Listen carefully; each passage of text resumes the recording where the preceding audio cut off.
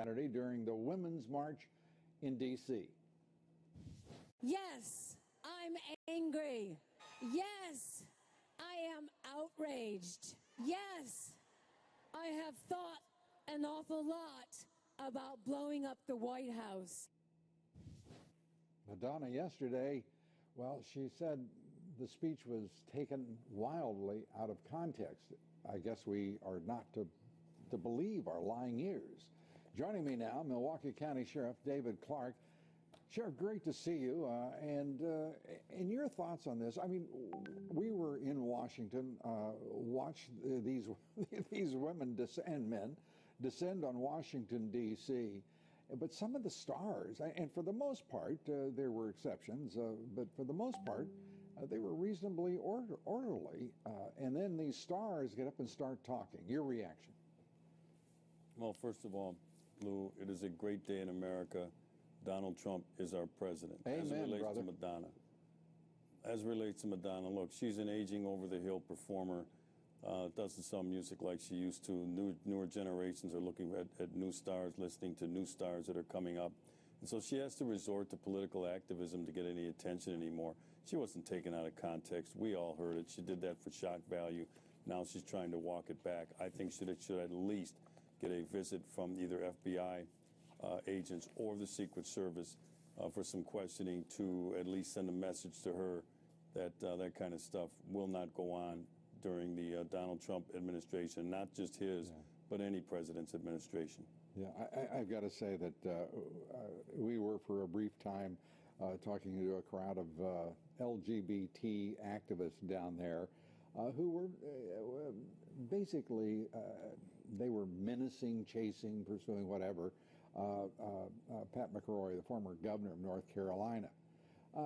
About 30 of them, and they were loud and they were noisy, but you know, the D.C. police, two officers stepped in after a few minutes and just simply moved them out of the way. So this is me saying thank you to the D.C. police, all the law enforcement officers there, handling a crowd that was, for 2 days, they had large crowds to manage, and it was, for the most part, it was so orderly and so terrific, despite the fact there were arrests, the previous day. But we do want to just say thanks to all the law enforcement officers, my wife and I, and my colleagues here who were on the streets at a time. It was good for the former governor because we got him to shelter, but it was a bad time for us because we got to stand in the middle of a little of the activities. Your thoughts? Well, I want to give a shout out. Sure.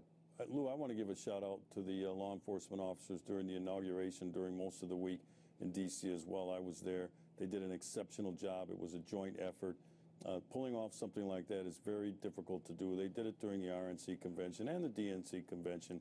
They do an admirable job, but I'll tell you what, if those idiots would have come after me like they did the former governor of North Carolina, the cops would have had to move in to pull me off of them.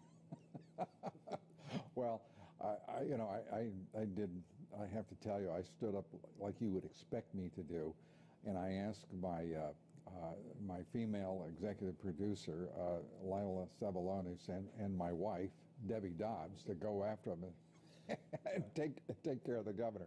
I'm just kidding. They were both very brave and saved the governor's life. I had absolutely nothing to do with it. I want to turn to where we are right now. There's a tone in the country. I don't care what anybody says, 3-4 days, whatever you want to mark this as. There's a better tone. There is a lot of positive spirit in the country, and has been since his election. Where do you think we're headed? How important is this to law enforcement, and how do you think that they, let me first ask, are you sensing the change, and do you think your colleagues in law enforcement across the country are already responding to a difference in tone and atmosphere? Sure, and I was excited when I heard Donald Trump during his inaugural address to point out the fact that there's going to be a new respect not only for veterans and for active military personnel, but he also said law enforcement. That's the sort of thing we want to hear, a new narrative for America. Look, the overwhelming majority of law-abiding people in America respect the police, they respect their authority, they do comply with lawful commands, and they know the importance of law enforcement officers But the Obama administration and the office under him was an echo chamber for the anti-police sentiment. I do believe it will change. I'm sensing this much from the law enforcement officers I've talked to all last week and will continue to talk to. They're sensing it as well, that there's a new sheriff in town, if I can use that phrase. And from there is going to come a new spirit of respect, not just for law enforcement, but authority all across America. Well, Sheriff, on this broadcast, you can use any word you like. We appreciate it, and any expression you like. Sheriff David Clark, great to see you. Thanks. Thank you, Lou. Breaking news tonight, and it is good news to report. President George H.W. Bush has been moved out of intensive care after a bout with pneumonia. Wife Barbara Bush has been discharged after fighting bronchitis, and she is back at home. A Bush family spokesperson tweeting this new photo out, saying the president and Mrs. George H.W. Bush thank their fellow Americans and friends from around the world for their prayers and good wishes, both answered as of tonight. Doctors say that Bush 41 could be released from the hospital as early as this coming Friday. Next, President Trump vows to bring back manufacturing to America. We want to start making our products again. We don't want to bring them in, we want to make them here. And that doesn't mean we don't trade, because we do trade. But we want to make our products here. Moody's chief economist John Lonsky joins me here next.